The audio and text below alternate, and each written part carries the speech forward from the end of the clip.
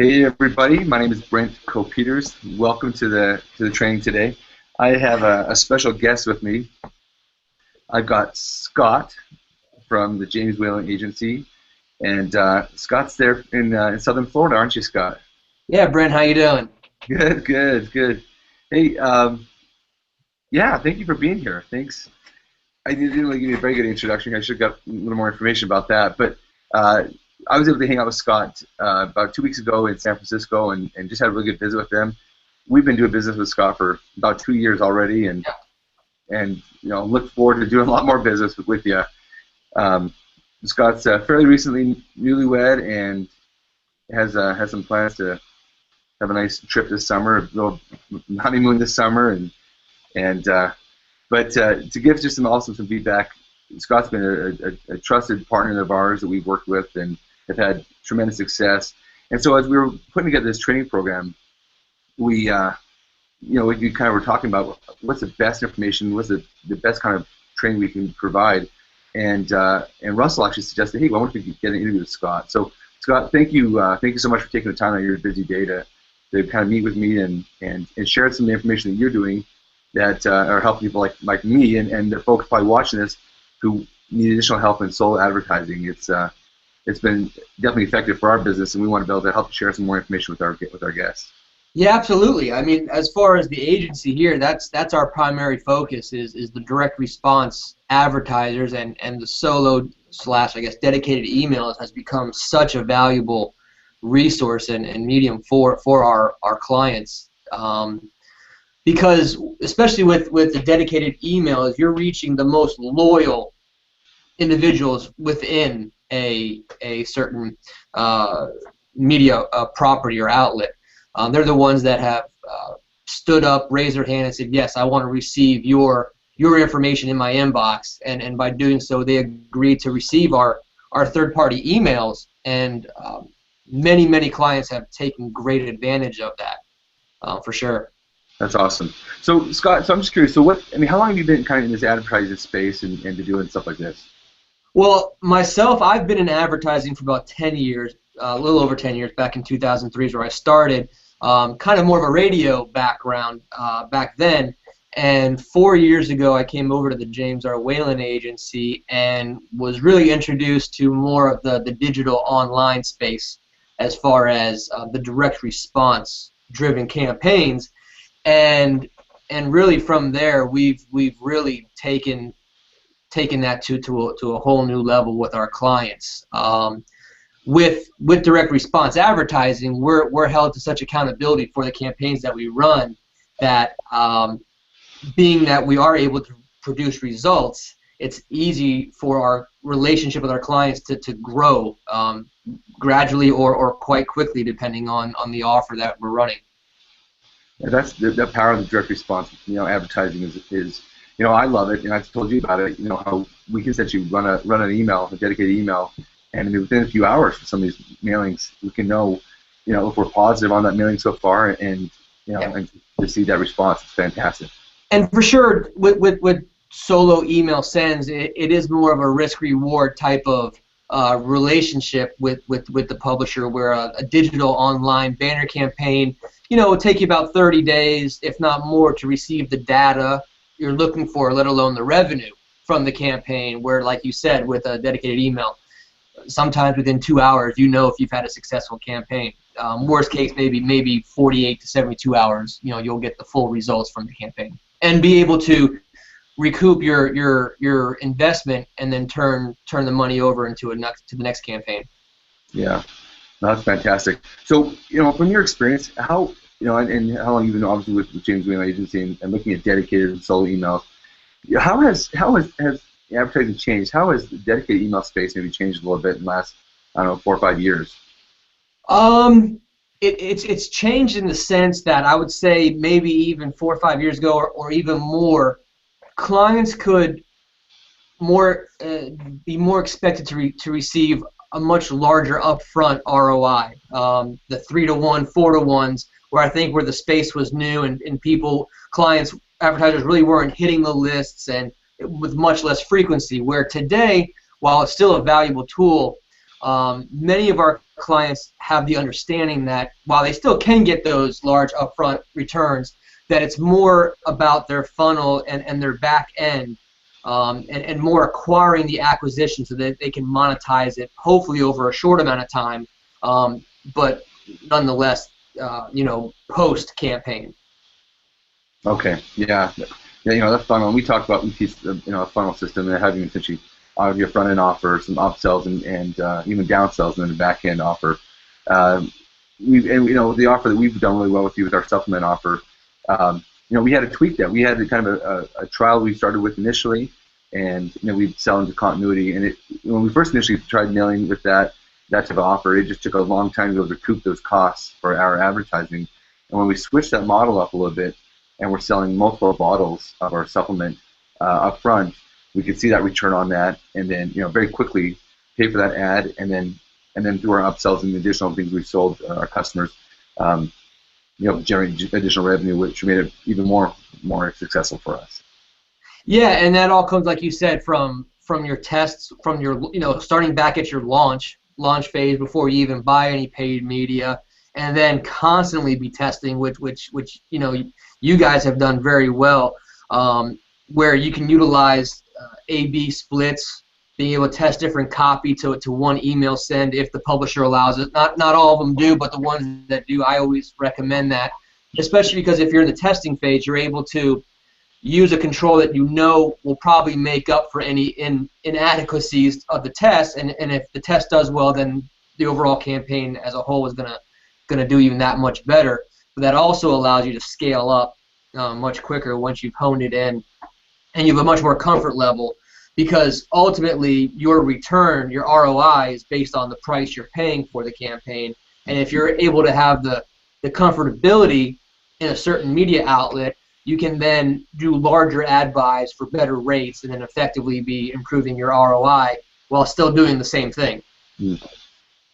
Yeah, those split tests, we talked about in kind of the training that I offer here, kind of briefly went over that, but having that initial control. I think the initial split test we ran with you guys, we were testing subject lines, and so we had the same email copy and links and everything there, or different links for tracking purposes, but we had different subjects, and so we tested them. We kind of felt like we found the correct subject, and then we found the winner with that subject, and then we started changing some of the body copy. We had a longer version and a shorter version, and we found for this offer, at least with the list that we were testing, the shorter copy was doing better. And so we kind of tweaked that, and so now we feel like we have a pretty good control there. Now we want to increase that and up that again, so we'll continue testing again, additional. Yeah, and even bringing up subject lines, you can have the best offer, the best back end, the best funnel, but if you're not getting people to open up the emails, you're handicapping yourself to a point where you'll never receive the ROI, the return you need upfront or later on. So even split testing the subject lines is a great idea. I kind of see it as at least a four-prong effect, where you start with the subject line, because if you don't get people to open up the emails, they're never going to then click on your copy, or they will. So you find you'll be getting great conversions, but you just need more people. So that's actually a good problem, if that's even a thing, a good problem. But that's something that we can work with with you, because if the conversions are good but we're not getting enough people to open, we can work on the subject line and get more people to the offer. And then of course, once you get the audience clicking on your offer, you then are relied upon your offer, the actual offer, and how strong the offer is. Because really what the media company can do, we'll get as many people as we can to your offer, to your landing page. From there, hopefully it is a good fit for the audience, but you have to rely on your offer, and then they go into your funnel. So I see those as the four, of course, most important steps, starting with the subject line. And of course picking media outlets that are in line with the individuals that would be purchasing your product. How many companies, publishers or publishing companies do you guys work with, just from J&J Whaley Agency? Well, at the agency we have probably 20 to 30 different exclusive publishers where we're the actual sales force for, but we are also a full-scale ad agency and do media buying all across the board for our clients, even outside of the dedicated email and going to TV, radio, print, and everything else. So I say there's not a publisher that we don't work with, but we have different levels as far as exclusivity, close partnerships, and then just straight up media buying. That's great. And you just recently tested, kind of a bigger, I guess, a publisher that that you guys didn't work with exclusively, but you guys were able to reach out there and get us a mailing, and actually we were able to get that really quickly. It just happened to work out that way.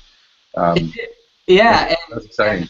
And I think also you had actually sent me another property, and I just got you some dates for it, so I'll probably send it over to you a little bit. But yeah, that's what we can do. And what I told you, like I tell most of our clients, when we're going outside of our exclusives and just doing media buying, I'd say 99% of the time we'll probably get you a better rate, if not the same rate as if you were to call yourself. So our goal is just to take a lot of the workload off of your day-to-day so that you can work on what's most important for your company, and that's once we get you the individuals to your offer, that you're converting them and keeping them over time.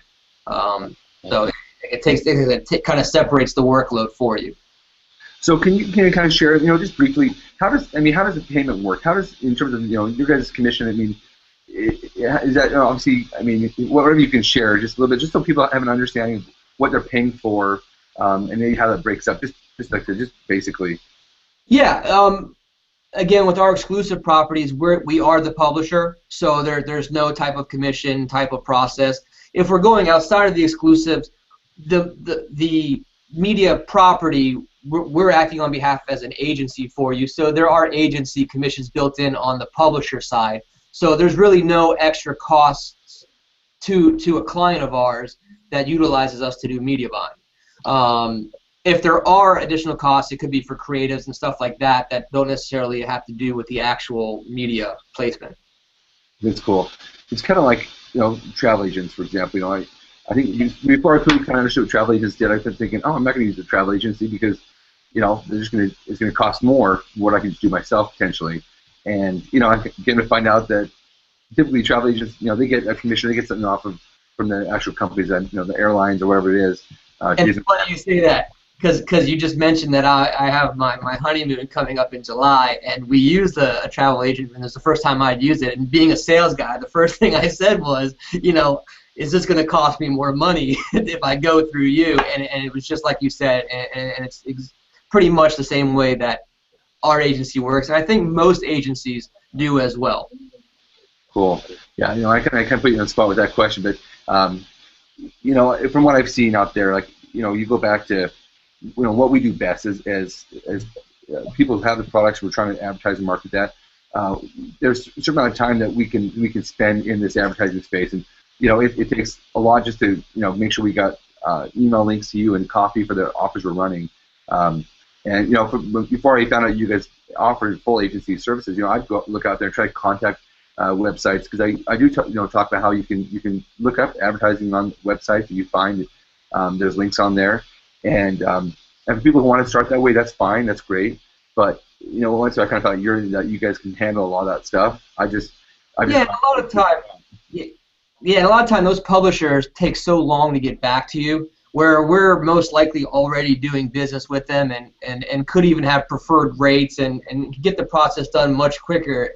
And the way I look at it is, if it's not costing you more money to do it, we have a full support staff here. When you work with the agency, it's not just me as your salesperson. We have a whole team of sales coordinators and media buyers and traffickers, as well as accounting and everything else that support the sales team, which makes it really nice for us, because I'm able to then talk with my client, or you, Brett, about bigger and better ideas, opposed to worrying about the stuff that we've already put in place. Yeah, and I can seriously vouch for that. That is nice. It's a full agency. It's costing not having to do every part of the sales transaction, collection or payment, that kind of stuff. They've got a great. Well, when Jim started the company, it was like that. When it was just him in his garage, working by himself, he did that. But that's kind of his vision, was to create. I'll use the word empire. We're not quite there yet, but where it could be a company based on providing our clients the return they need, while taking as much off of their plate at the same time. Cool. That's awesome. What do you, in your opinion, what do you think is the most important, if there is one important component or a couple of components to solo or dedicated emails? To narrow it down to just one is tough. But what I see a lot of times is a new advertiser will run a campaign with us or with somebody else, and it doesn't work, and they abandon the concept right away. I think that, again, if you can do as much split testing within that, there's always a silver lining somewhere in there, something you can learn from. By getting that data, you've got to be able to learn from it. And not that the loss as far as revenue is great, but if you can use that to turn it around so much more effectively. And I'll use a banner campaign as a for instance, where if we're running an ad on, say, WND.com with 300 by 250, and it's a new client, I want to run as many different creatives as possible, 8 to 10 different ones if they have it, because even if after the week or the month they spent $5,000 on the campaign and it came back $3,000 total revenue and they had a $2,000 loss, if you can look into those creatives, and even if it's just 3 of the creatives within those 10 were positive, if you were to scale just those 3 up, you'd have a positive overall campaign. So again, it's learning about what you've just done and not being so quick to abandon it. Like I said, that's just one kind of important information. There's so many other things. Just even going to, like I said, the subject line, and something folks don't realize with the subject line is when it comes in your inbox. I know I have Outlook in my office. You can only see so much of it. So before you send a subject line out, you should send it to yourself and see how it comes in your inbox, and if that's enough to captivate yourself.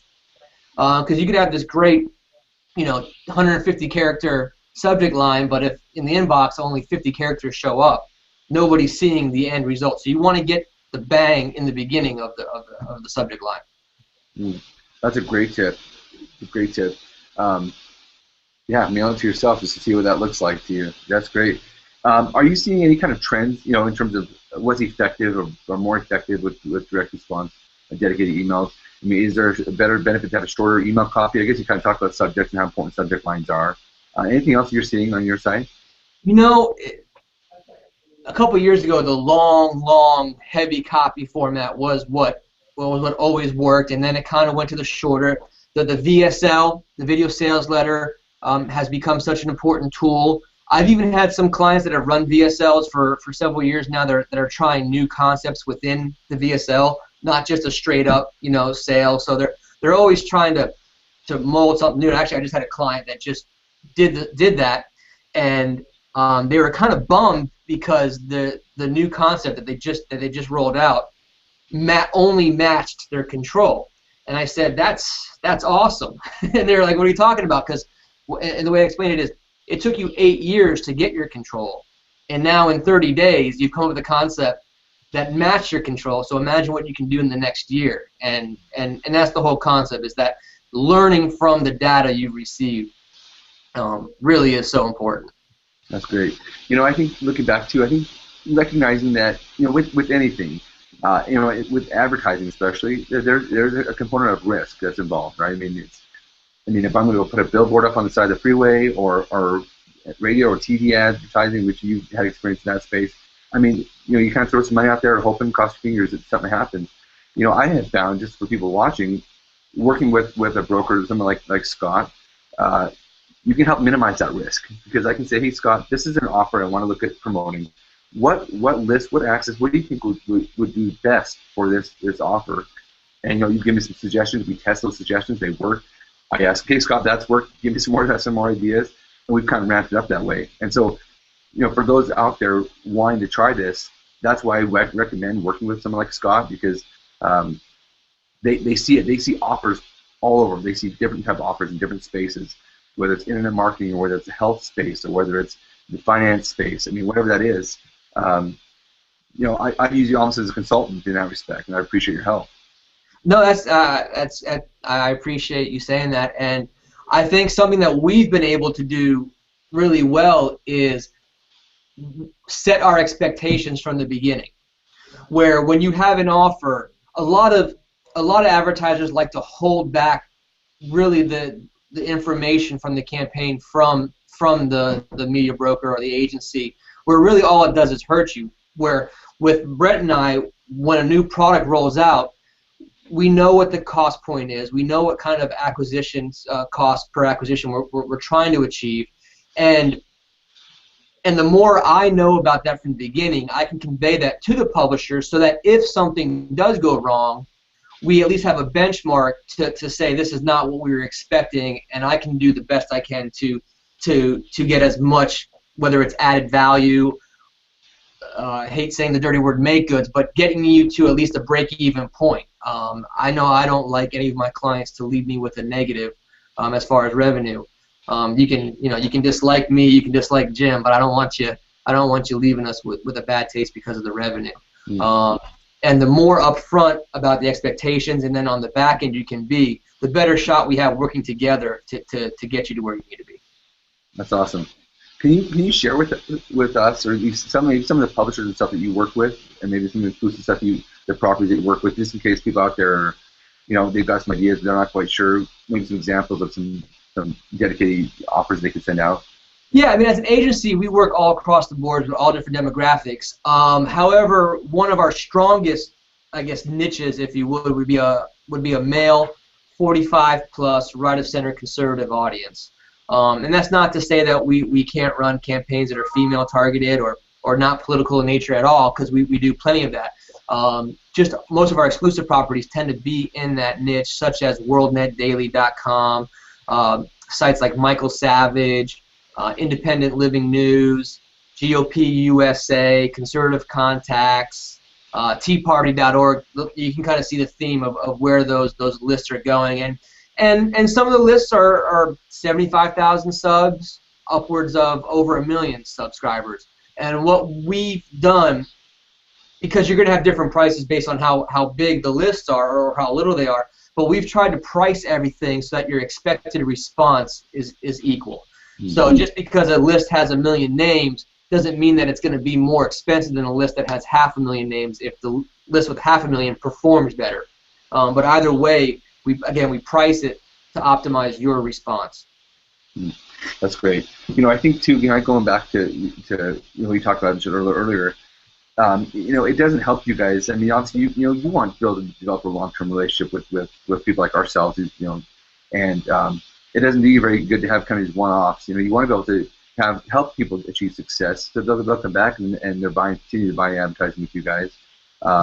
That's the benefit for everybody, isn't it? Well, yeah, exactly. Our company can't grow with one-offs, and so our successes are our clients' successes. We can only grow with their growth. So to have one-offs, although it does happen, sometimes the offer's not ready to be put to mass market, or tweaks need to be made, or whatever the case may be. But ultimately, it does us as an agency no good to have a short-minded focus. It's more the long term, and not just getting the first deal, but getting the next, like with us so far, the next 2 years worth of deals. And even with us, it was it was a slower process. We did a lot of testing. Not everybody can scale up to $1 million budgets within the first 6 months or the year. So some can. It's just all different, and kind of just growing the relationship as the foundation opposed to the revenue, because then we can really work together to achieve both our goals. That's awesome. So maybe you can just, some tips, someone starting out right now, what would be, if they feel like they have an offer put together, what would be the next step of what they could do to start using some of your services? Well, yeah, definitely. I mean, if someone were to call me with an offer that's ready to go again to some testing outside their market once they've done their internal launch, the first thing I would do is of course ask to see the offer. I don't like giving recommendations uneducated on what they're who they're trying to reach. I could have the best list in the world, but it's not the best list for the offer. So that's the first step. And for us, our sales cycle isn't like the oil and gas industry, where it's I call you up and I call you up today and you got the best offer and you got to act today.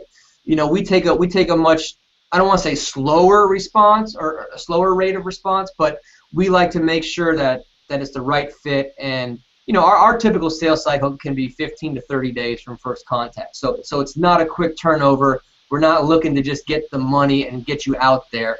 We want to find the right fit. If it happens sooner, that's fine. But especially with dedicated emails, solo emails, you're probably going to be about 2 to 3 weeks out for booking purposes anyways. Just scheduling, because the lists don't send 14 emails a day. At most maybe 2, and even then that's a lot. So there is time involved, and again, but once the campaign goes out, you can recoup and get your results fairly quickly. Awesome. I appreciate your time, Scott. I know you're a busy guy, and I appreciate your anything. Just in kind of closing, anything that I'm missing, or any last words of advice or help you can offer people who are new to this, who want to get in and start doing some testing? I think you have to just get in, and that's the biggest limiting factor is thinking you're not ready. And I think finding someone that you feel comfortable with for that first round of tests is a big plus. If we can be that person, all the better. But it's just doing it, because you're not going to know if you have a product and an offer until you test it. And we joke about the movie Boiler Room, because the guy asks about what's your firm's minimum, and he says nothing, because if you don't have to spend anything. And it's kind of the same thing where you really don't have to spend anything, but you have to be to a point where you're willing to test it and take that risk and not have your company fold based on that test. Yeah, that's definitely important. Because solo emails and the internet isn't really a get-rich-quick concept anymore. You're not going to put out a product and by next month be a multi-millionaire. It takes time. The audience is much more educated as well. They're used to seeing offers, and so you kind of have to be a step ahead of them. That's awesome. Well, that's great. Well, hey, Scott, again, I appreciate your help. I think you've definitely provided some great information for people who are going through our training program, and I've kind of told people if they want to be able to get in touch with you, I've kind of had them just let me know, and I'll be able to forward the information to you and get you help them out. I obviously appreciate your time and your desire to helping the individuals out. It's one of those deals, again, you guys, just to recoup that. It doesn't benefit Scott at all just to kind of get you and do one mailing. He wants to be successful, so you'll continue to have success and continue buying advertising with them. So that's what we have found to be one of the most important parts of it, is just testing small and then kind of growing that, as he kind of said. If you grow so big and puts you out of business, that's not going to help anybody either. So yeah. Scott, thank you again so much. Enjoyed that probably beautiful weather there in Florida, and it is a nice day. We're looking forward to the weekend too. So I bet. Awesome. Well, thanks again, Scott. You have an awesome day. All right, Brent. Thank you. Yeah, we'll see you. Bye.